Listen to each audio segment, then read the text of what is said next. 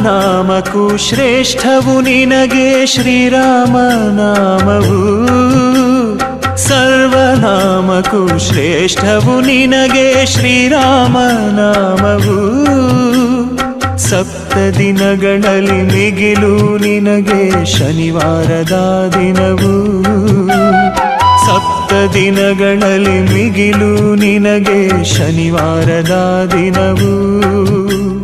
ಕಿರಿಯರು ನಿನ್ನನೆ ಬೇಡುತ್ತಿಹರು ಬುದ್ಧಿ ಬಲವ ನೀಡೆಂದು. ಕಿರಿಯರು ಶರಣೆನುತಿಹರು ಭವದ ಪಾಶವ ಕಳೆಯೆಂದು.